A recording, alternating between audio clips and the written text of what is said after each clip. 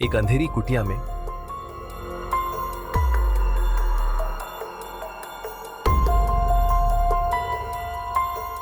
यहाँ ये लालटेन जल रही है, मतलब यहाँ कोई रहता है, पर बाहर तो दूर दूर तक कोई नहीं था। कोई बात नहीं, अभी तो बस हमें ये रात काटनी है। कोई आएगा तो बता देंगे कि हम कितनी परेशानी में हैं। कौन है वहां? हिम्मत कैसे हुई मेरे पीछे से मेरे घर में घुसने की? अरे ये कहाँ कैद हो गए हम? अब क्या होगा हमारा? हमने तो कभी किसी का बुरा नहीं किया, हम तो वैसे ही मुसीबत में हैं और अब ये सब। बहन जी, आप परेशान ना हो, हमें यहाँ 3 दिन हो गए हैं। हमारे तो रो रो कर आंसू भी सूख गए हैं। परेशान होने से कुछ नहीं होगा, क्योंकि यहाँ से बचने का कोई रास्ता नहीं है। पर बहन जी, आप यहाँ कैसे? क्या बताऊँ बहन जी, मैं और मेरे पति यहाँ घूमने आए थे। बारिश ज़्यादा होने के कारण हमारी कार बंद हो गई। सामने एक कुटिया दिखी जिसमें हमने सोचा कि आज रात यहीं रुक जाते हैं। फिर आँख खुली तो खुद को इस कैद में पाया ताई। और आप लोग यहाँ कैसे फंस गए? हमारा घर बार सब कुछ बाद में बह गया। बहुत भयानक रात थी वो। सुनो जी, हम इतनी देर से चले जा रहे हैं, अब तो रात भी होने वाली है और बारिश है कि रुकने का नाम ही नहीं ले रही। ठंड और भूख से भी हालत खराब हो रही है। अरे भाग्यवान, मैं भी बस देख रहा हूँ कि कहीं कोई ऐसी जगह मिल जाए जहाँ बारिश ना लगे और हम रात बिता सकें। घर तो बह गया बाहर में, अभी तो बस कहीं कोई जगह मिल जाए, बाकी सुबह सोचेंगे। बस अब हम इस पहाड़ी के ऊपर पहुँचने ही वाले हैं। वह हमें कोई जगह पक्का मिल जाएगी। फिर वहाँ पहुँचकर मैं चने दे दूंगा खाने को, उससे कुछ भूख मिट जाएगी और हम थोड़ा आराम कर पाएंगे।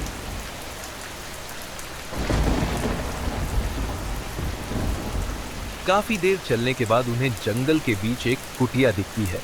सुनो जी, वो देखो एक कुटिया। हो सकता है वहाँ कोई रहता हो। वहाँ चलते हैं जी, हो सकता है वहाँ आज रात रुकने का बंदोबस्त हो जाए। मुझ में तो अब चलने की बिल्कुल हिम्मत नहीं बची है। युवेन बेटा रुको, कहाँ जा रहे? वहाँ अकेले? हमारे साथ रहो, इधर आओ।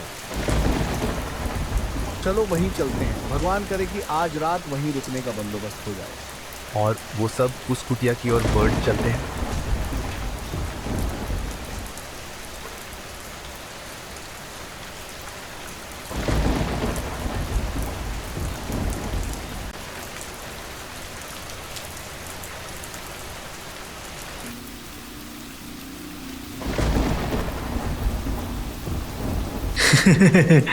हो गई बातें। कौन हो तुम और हमें इस तरह कैद में क्यों रखा है तुमने? मेरे को प्रयागराज महाकुंभ में डुबकी लगाने जाना है और उससे पहले मुझे 4 बलियां देनी हैं, जिसके बाद मैं बहुत शक्तिशाली हो जाऊंगा। आज सुबह 4 बजे मैं तुम सबकी बलि से दे दूंगा और फिर 7 बजे निकल जाऊंगा, जिससे मैं प्रयागराज शाम 5 बजे से पहले पहुंचकर डुबकी लगा दूंगा। मैं 1 घंटे में आता हूं, तुम लोग तैयार रहना।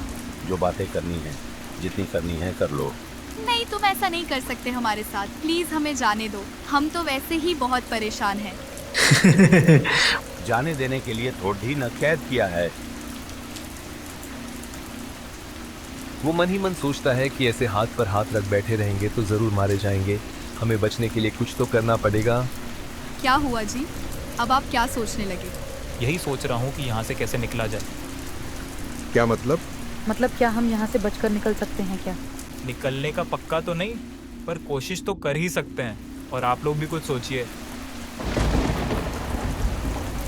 भाग्यवान, एक बार इधर आओ। हाँ जी, बताइए। ये रोड निकलवाने की कोशिश करो मेरे साथ एक बार। इससे हम जेल की सलाखें तोड़ देने की कोशिश करेंगे।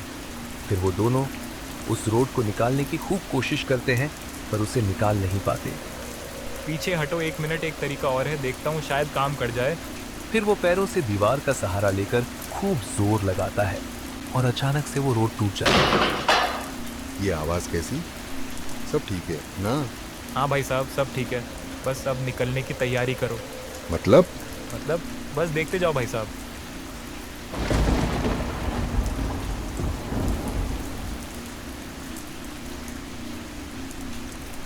फिर वो उस रोड को उस जेल के रोड में अटकाकर उसे तोड़ देता है और वो आसानी से निकल जाते हैं। और ऐसे करके वो वहाँ से निकलते हैं और वो अपना सामान लेते हैं, जिसमें उनका फ़ोन भी होता है। फ़ोन लेकर जल्दी से वो पुलिस को कॉल लगाते हैं और उन्हें अपनी करंट लोकेशन भी शेयर करते हैं। पुलिस उसे गिरफ्तार करके जेल में डाल देती है।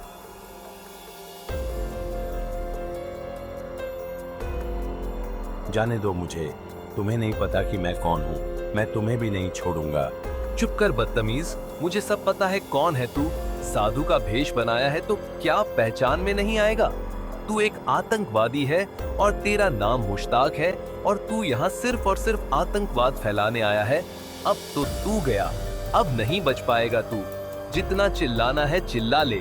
मेरा नाम भी दहिया है और जब तक मैं हूँ तुझे तेरे मकसद में कभी कामयाब नहीं होने दूंगा।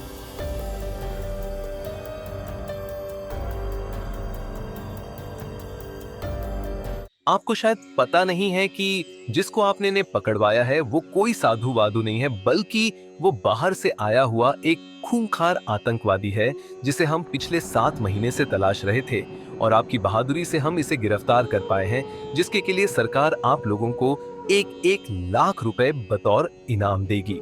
इंस्पेक्टर साहब, ये इनाम की राशि सिर्फ इन्हें ही मिलनी चाहिए, क्योंकि हम सबको सिर्फ इन्होंने ही बचाया है और इसलिए मैं अपनी इनाम की राशि भी इन्हें ही देता हूँ और मेरी बीवी की जान बचाने का बदला तो मैं नहीं चुका सकता, पर हाँ, मैं इन्हें अपने घर में साफ सफाई का काम और रहने के लिए घर देता हूँ, अगर इन्हें मंजूर हो तो। साहब कैसी बात करते हो? मुझे मंजूर क्यों नहीं होगा? और आपने तो हमारी सारी मुश्किलें ही हल कर दी। आपका दिल बहुत बड़ा है साहब।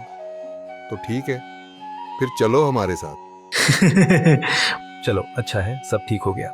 जिंदगी में कभी भी मुसीबत आए तो हमें हाथ पर हाथ रखकर नहीं बैठे रहना चाहिए। हम अक्सर यही करते हैं, जब भी हम पर कोई मुसीबत आती है तो हम घबरा जाते हैं और सोचते हैं कि अब कोई रास्ता नहीं बचा है। पर याद रहे, हर मुसीबत का हल होता है। बस हमें शांति से सोचने की जरूरत होती है और यही हम नहीं कर पाते और परेशान होते रहते हैं। अगर आपको हमारी कहानी पसंद आई तो प्लीज हमारी वीडियो को लाइक और शेयर करें और कमेंट करके बताएं कि हमारी वीडियो में हम क्या इंप्रूव कर सकते हैं, और प्लीज चैनल को सब्सक्राइब करें। प्लीज हमारे चैनल की बाकी स्टोरीज भी ट्राई करें। अगर आपको डरावनी कहानी पसंद है, हमारे चैनल पर साइको किलर, भूतिया लॉज और अगर जादुई कहानी पसंद है तो हमारे चैनल पर जादुई कढ़ाई, जादुई प्लेट जैसी कहानी ट्राई कर सकते हैं। हमारी कोशिश रहती है कि आपके लिए हम हर हफ्ते कम से कम एक स्टोरी तो लेकर ही आए, इसलिए हमारे चैनल को जरूर सब्सक्राइब करें। Thank you.